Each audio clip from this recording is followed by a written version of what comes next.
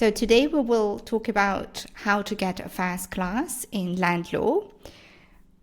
First of all, I would like to introduce today's topic of revision, which is beneficial interests in land law under Stack and Dowden principle. This is a topic that comes up almost on every land law and property law exams that I've seen in England and Wales, and that's why it is very important to revise and make sure that you understand the arguments that you can make in a similar essay question if you get a question like this on an exam. Example essay question that you may have about this topic is the following. The principles established in Stack and Dowden and Jones versus Kernott on acquisition of beneficial interest in the property has introduced confusion and uncertainty for quantifying beneficial interest in a property. Critically discuss. So in a question like this, you should be able to, first of all, explain the law, Stack and Dowden, Jones versus Kernott, and then make critical analysis, make arguments on both sides. We will discuss what kind of arguments you could do in a bit, in more detail. First of all, you should plan the essay. With a proper plan, it will be easier for you to stay focused on the question and not discuss anything irrelevant or go off topic, which is a very common mistake that most of the law students make. First of all, start with the introduction, followed by thesis statement, where you're going to talk about the law, in this case, Stack versus Dowden, talk about the principle, and Jones versus Kernott, talk about what was held in those cases, what were the facts. Well, you don't need to talk about facts in a lot of detail, but you do need to mention what it was about briefly, and then talk about principle more. Principle is more important.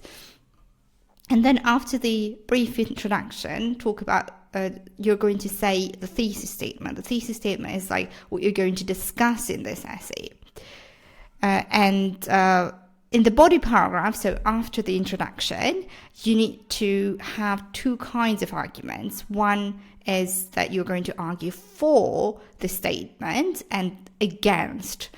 So you should have like two parts of the argument, for and against. And this is true for all kinds of essay questions. Whatever your essay question is about, you need both sides of the argument. And if you only have one side of the argument, your grade will be very low. And at the end, you need a conclusion, which should be about 10% of the essay. So if you have a 2,000 words essay, both introduction and conclusion should be about 200 words, 10%. In the conclusion, make sure you don't introduce new points. It just has to be like a summary of the main arguments and answering the question asked.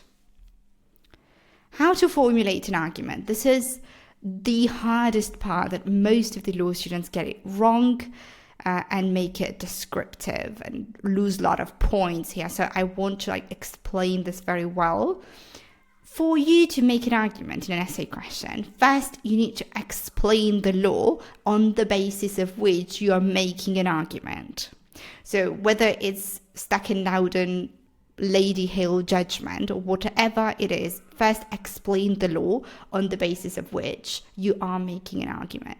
And then analyze that law, and then say what is your argument by referring back to the question. You need to always refer back to the essay question and make an argument. Like, what are you trying to prove? Is it an argument for? Is it an argument against? Really make sure that you make your argument clear, and also support it with case law, with statutes, with peer-reviewed journal articles, with media articles. You really need to support your arguments. You can't just make arguments just because you think so. It has to be supported with authorities.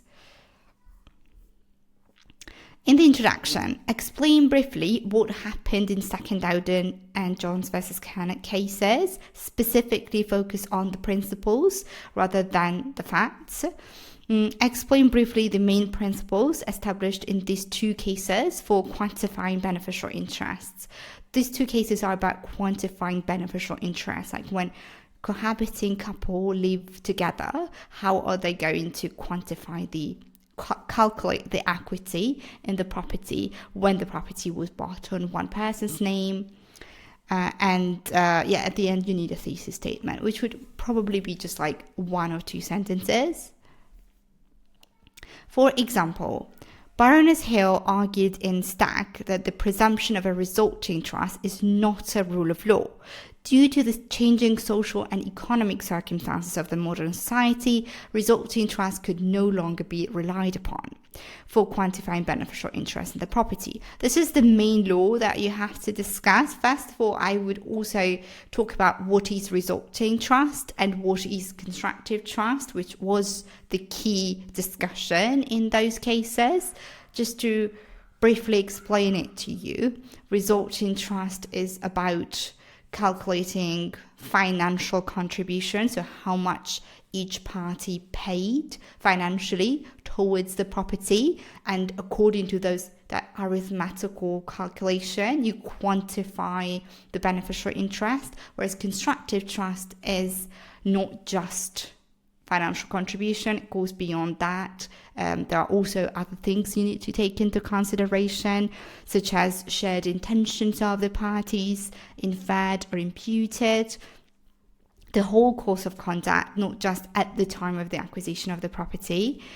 The essay shall critically analyse if the principles established in Stack and Dowden and Jones versus Kernott on quantifying beneficial interest in the property is confusing or uncertain. That would be the thesis statement. So you're just going to say what you're going to discuss in the essay, what your body paragraphs, arguments are going to be about, and then start making arguments. Before moving to the arguments, set the scene by explaining relevant concepts. So what is constructive trust and what is resulting trust? In the absence of an express declaration of trust, a resulting and constructive trust arises. You need to remember that resulting and constructive trusts are implied trust. You have 2 kinds of trust. You have an express trust and you have implied trust. Express trust is when it's written down in a document and it says clearly how much equity each party owns. But if there is no express trust, then you need to rely on implied trust. And implied trust can be constructive or resulting. And when it comes to quantifying the beneficial interest of a property, like it was the case of Stack and Dowden and Jones versus Kernott, the presumption has been shifted from resulting trust to constructive trust. So now you have to apply constructive trust. But mention that Stack and Dowden has shifted the presumption from resulting to constructive. And you need to talk about not only direct financial contributions made by the parties, but also the intention of the parties. Why did they buy the property? Was it to provide the family home? What were the intentions? Like, did they intend to own the property 50-50, or was the intention otherwise? So you need to really talk about every single detail, not just the financial contributions, but financial contributions still remains an important factor that you need to discuss in constructive trust. Before you move to the arguments, it would be logical to give a brief overview of the law in this area before Stack and Dowden. So what was the law before Stack and Dowden? You can talk about Jones versus Kernott, which is a very similar case to Stack and Dowden, and the principles are very similar too. And you should look at studycrowd.ai, where we have a summary for free available for both cases. So go to studycrowd.ai and look up for these cases and look at the summary that we're providing there. Full transcript of the case is available on the Supreme Court website. You probably don't have time to be reading full transcripts of the cases, but when it comes to very important cases like this one or other landmark cases, whether it's land law or something else, we do recommend you to read the full transcripts, at least skim through it and see what the judges said because this way you will be able to make more in-depth arguments, and the chances of first class will increase. For example, in paragraph 29 of Jones versus Kernott, the Lady Hill and Lord Walker referred to the case of Petit versus Petit that explained why resulting trust was being applied previously to family homes. They argued that this principle is outdated and should not apply to the 21st century. So it's very important to read cases like this in full, because this way you understand the context much better and you will be able to understand the arguments much better. Well, the language of the cases is sometimes complicated, but you should be able to understand it entirely. It would, in my view, be an abuse of the legal technique for ascertaining or imputing intention to apply to transactions between the post-war generation of married couples, presumptions which are based upon inferences of fact which an earlier generation of judges drew as to the most likely intention of earlier generations. So basically what they are saying is that the times have changed, things are different now, and that's why we have to change the law. We have to change the law to reflect the societal changes. What are the societal changes? Well, the main reason why they wanted to change resulting trust with constructive trust is to protect women, because resulting trust was just looking at the financial contributions at the purchase when they purchased the property. And that was not good, because most of the times it was the male partner that was providing most of the purchase price of the property, and that would leave the female partner out of the picture.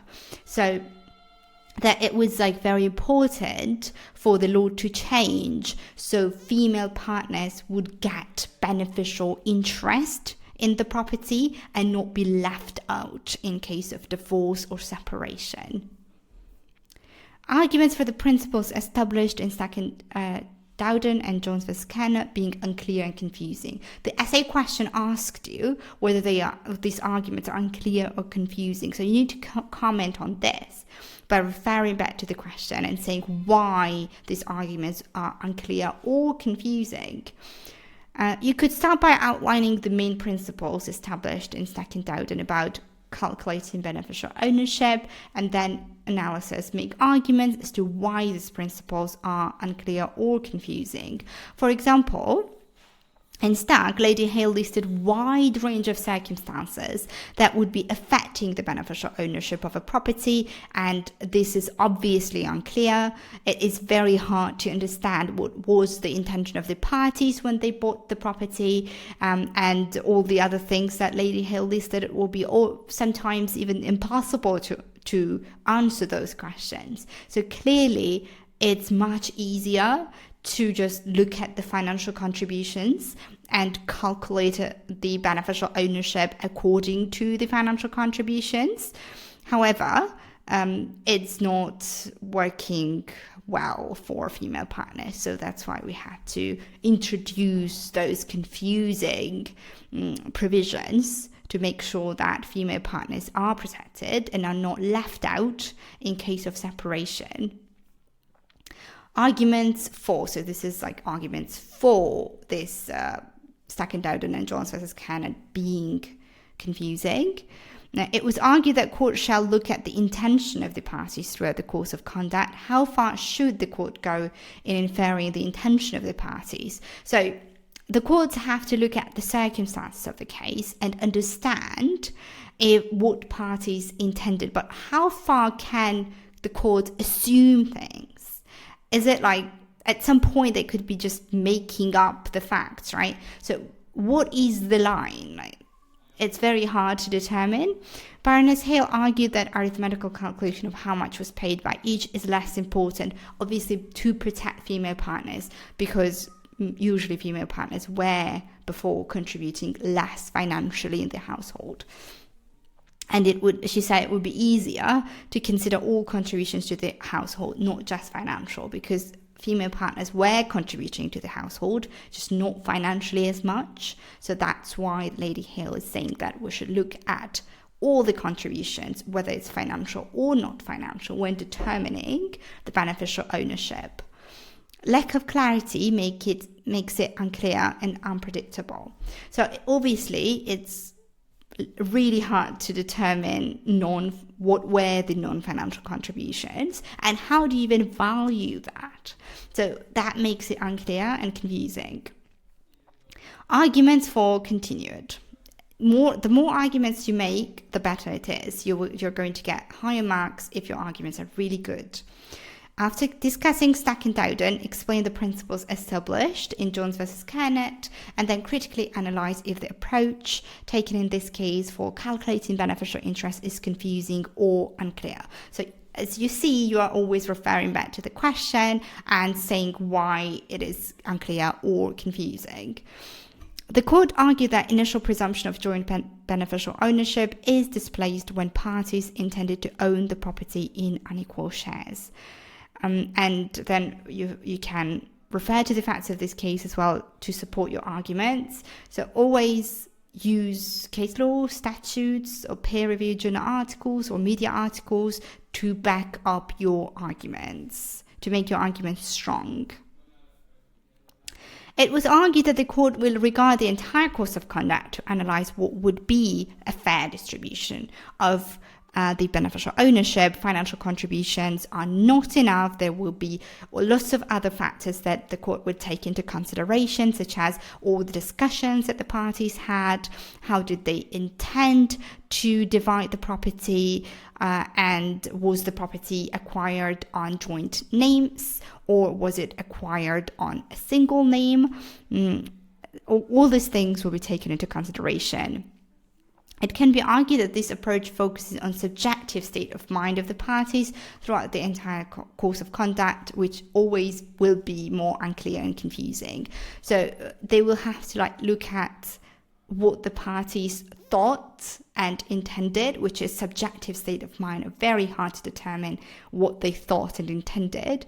So obviously that makes it unclear and confusing.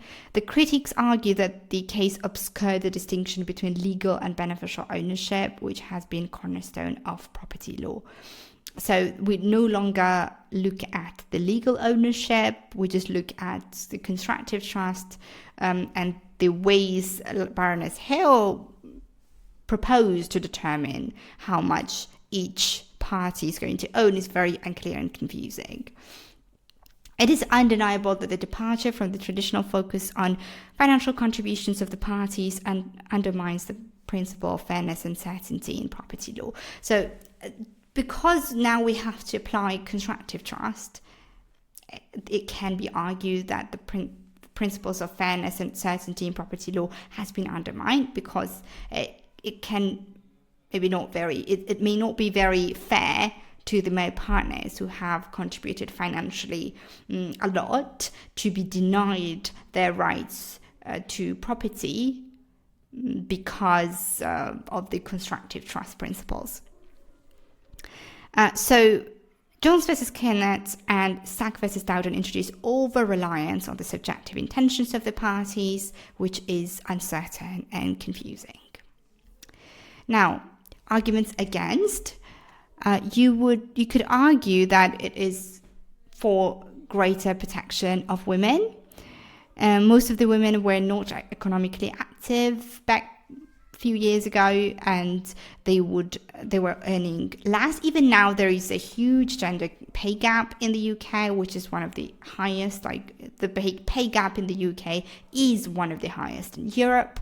So that's why we need to rely on constructive trust instead of resulting trust to protect the female partners who have not been contributing financially as much as their male partners, so they're not left out when they separate from their partners or when they get divorced.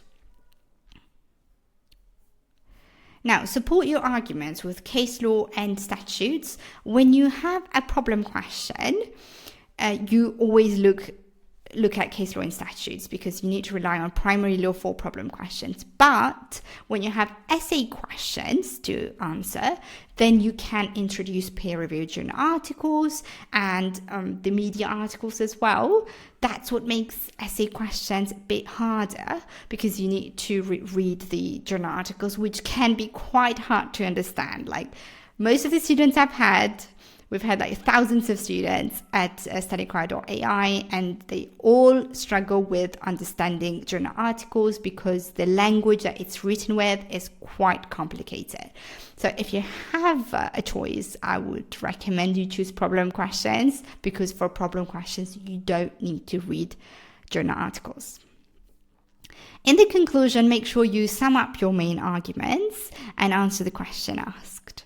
After analyzing the advantages and disadvantages, you need to take a side. Like, would you argue that these cases are confusing or unclear? Or do you think that even though they have introduced uncertainty, it is for a greater good? So you need to answer the question asked. You can go to studycrowd.ai to revise for your land law exam or coursework. We have study materials there for all main areas of land law. We have revision notes, case summaries, model essays that you can use to understand how to write essay questions and problem questions. We have quizzes, tutorial videos like this one, and flashcards that you can use.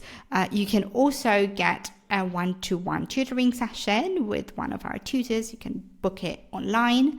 And the tutor will be able to help you with anything you may need with land law or any other area of law. For our one-to-one tutoring sessions, we offer personalized support to get a first class. We have tutors who will help you learn correctly how to get high grades, how to get a high to 1 or first class. They will help you practice your legal writing skills. They will teach you exactly how to answer problem questions, essay questions, whatever you need help with, and they will give you some guidelines on exam and coursework. They are also trained to give you career advice. They can give you advice about how to become a lawyer in the UK, both for solicitor route and barrister route. We've helped thousands of law students get high grades, as you can see on our reviews. And we highly recommend you to subscribe to our platform if you would like to get high grades on your upcoming exams and courseworks. Thank you.